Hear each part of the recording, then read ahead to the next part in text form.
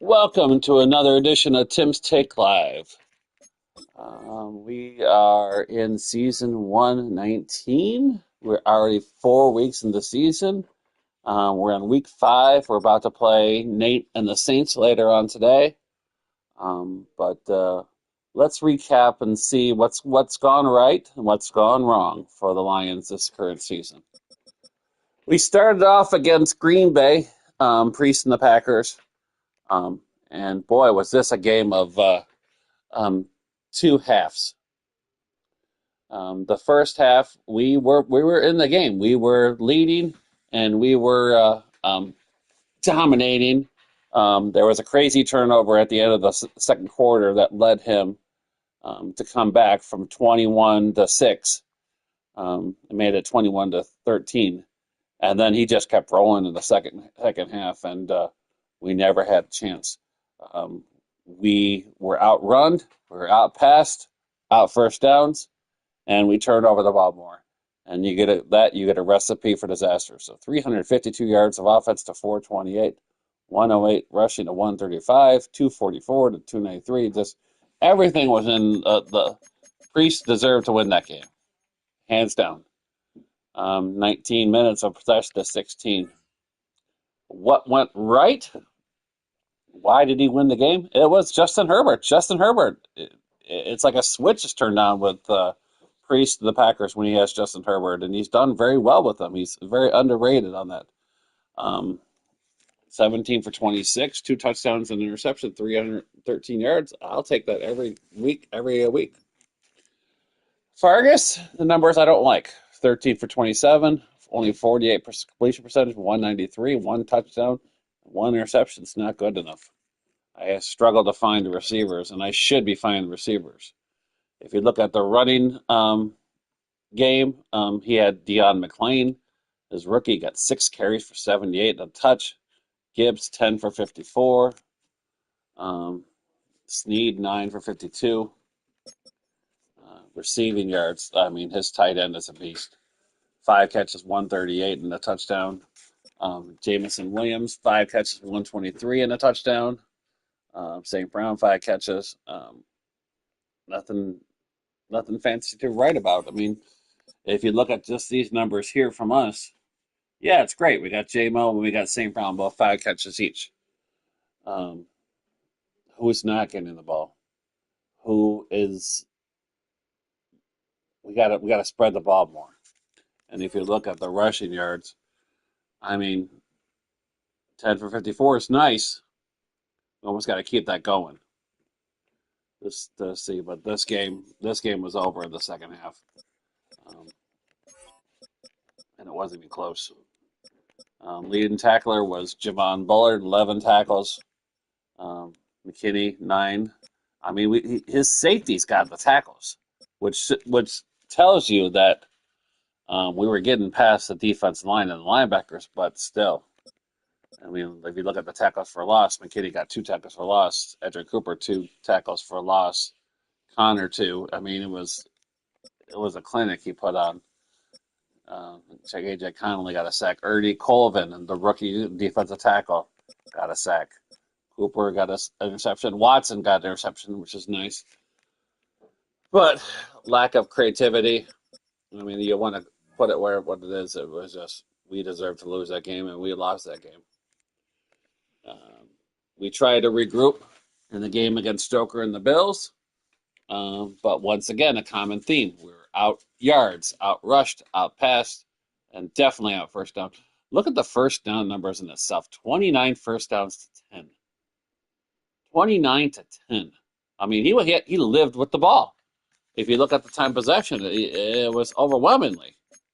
It was 26 minutes and 36 to 9:24. How do you do that? How do you compete in a game when it's that one-sided? I mean, the answer is you don't. But if you look at the score, it's only a 3-point game. The reason why, that he drove the ball and turned over the ball. When you turn over the ball, yeah, we won the turnover edge, but we didn't do anything with it.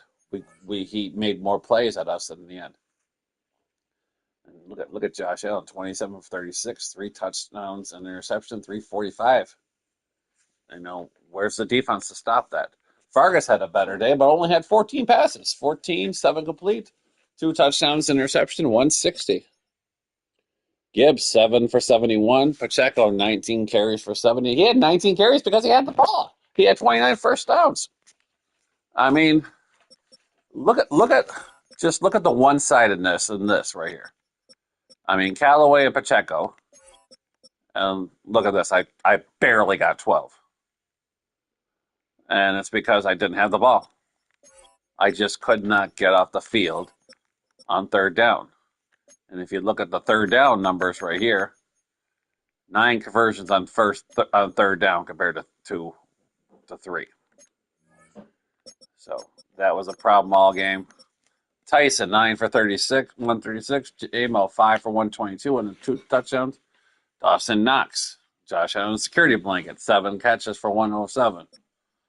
Compton, 5 for 47. St. Brown, 3 for 44. I mean, I'm glad St. Brown and J-Mo are showing up, but we need other people to start showing up. We need people on defense to start showing up. Derek Hall, 2 tackles for loss. Branch, 1. A couple guys got tackles for loss, which was good to see. But we got to do better. No sacks. Interception by James Lowe, and Maxwell Harrison got a pick. So, I mean, it is what it is. It was a 3-point. The good thing is we did offensively with only less than 10 minutes. We scored 34 points. You want to look at it that way. But we still lost, and the loss is the loss. We regrouped at home against Simple and the Titans. And we finally had more of a dominant game. 407 yards of offense, 77, 173 to 78 rushing, 234 to -1 passing, 17 first downs to 5. But this is the part I don't like. There was 2 turnovers. Why did we have 2 turnovers in a game that looked so one-sided? So this is the part where we got to figure out. I mean, Vargas, 9 for 19, 3 touchdowns, great, 205. Okay. 2 interceptions. What's up with that? I don't like that. Gibbs, 12 for 78. Jacobs, 11 for 53. Tyler Anderson, 10 for 51. Darius Richards got a couple of carries, 7 for 44. So I'm happy with the production from the running backs, and I'm happy with these 2. But who else is stepping up? I mean, this game, we did get some defensive stops. We did force. I think we didn't have any turnovers. We didn't have any turnovers, and I don't think we had any fumbles. Well, we had forced 1 fumble. So, Conley got a sack, Hutchinson got a sack, Campbell got a sack. It's nice, but we need to keep up that more. We turned around and played Colin and the Bears, and here's another story. Last year it was funny because last year we were struggling in the first half and showed up in the second half. This year we're doing great in the first half and disappearing in the third and fourth quarter. 328 on offense to 427. 32 rushing yards to 70. 296 passing to 357. 22 first downs to 13. 1 turnover to 0.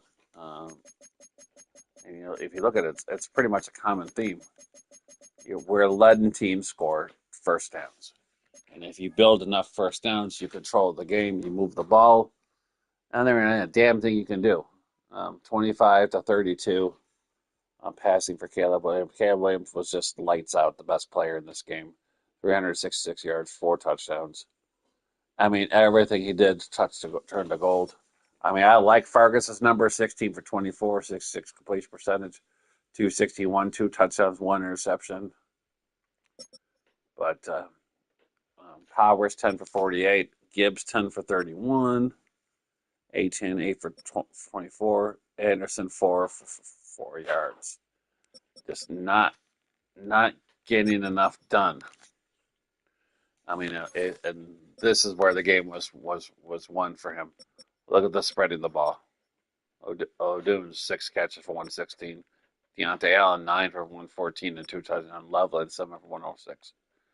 Um, and we try to get production from everybody, but again, 5 for 62 is not going to cut it. JMO's doing good, so we're struggling here. We're struggling to have consistency offensively. Ernie Colvin, nice to have another rookie get another sack. Did we get any fumbles at all in this game? There was no fumbles. Just the one turnover that we threw. So, where do we go? I mean, obviously, the offensive creativity, it needs some work. I mean, 8 for 5. At least we're in the positive side, touchdowns to interceptions. 53% completion. I like that a little higher. 204 yards passing per game. It's not okay. Um, Especially when we have offensive firepower like this. Gibbs, 39 carries, 234. Maybe I have to give him more carries and rely on Gibbs more. Anderson, 27 for 124, 4.6 yards and a touchdown. Okay. It's nice. I like that. KDB, the compliment back to Gibbs. Um, Jamison is off to another great start. Jamison's a beast, but everybody knows Jamison's going to be a beast. What they the good owners that use this will shadow him or keep an eye on him or put coverage for against him. That's where St. Brown's going to step up, and that's where it's Sam Laporta. J.J. Bushrod, the sophomore receiver, has moved into the third receiver spot. And he needs to emerge as a reliable target. I need to find ways to give Gibbs the ball more on screens or short passes. That's on me, though. Um, we finally, let's look at offensive line. I normally skip over offensive line. Um, the rookies are giving up sacks, especially on the tackles, and Ratledge on the right side has given up 3 sacks already. But Penny's doing well. Frazier's doing well. I mean, we need to keep relying on the offensive line, which the offensive line is good. It's young, but it's good. Campbell's got 34 tackles. Ernie Colvin has been awesome right there as a rookie. 14 tackles, 3 for loss, 2 sacks already. We need to put it around him for him to do well. I mean, we're missing Talik Williams. I think people are tying it in that we are missing our star defensive tackle, and we got backups and rookies behind them that are the ones trying to fill the void. So we need to improve. There's areas to prove, and we will get there. I mean, we're 12th in offensive yard, defensive yard 27th. They're moving the ball all over us. I mean, 12 points scored is 12th, but points allowed is 22nd. So we got to move that needle to at least be on the defensive side. We more than half the league. It's simple. You move it towards half the league. You move it in the 12 to 18 range. You're probably sitting at 500 or slightly above 500, and you're in playoff position. But we're not in playoff position right now. We're 1-3. We've lost some ground in the division, especially when we lost one game against the Packers and one game against the Bears. But the season's not lost. We have to move the ball and score and be a more balanced team. So that's all I have. Looks like about an hour or so, we are going to play Nate and the Saints. Nate's struggling with 0-4 record, but we've had some very close games, me and him. So we need to, on our schedule, we need to win the games we need to win and compete in all the games. We got the Saints next, followed by the Eagles, and then Big Hurt in Jacksonville, followed by Mr. Randy Nicehunger and the Vikings. Um, we need to at least win two of these next four, um, preferably three of the next four, in order to right the ship and be in a position where we can compete for a playoff spot for the division title and go from there. That's all I got. Till next time.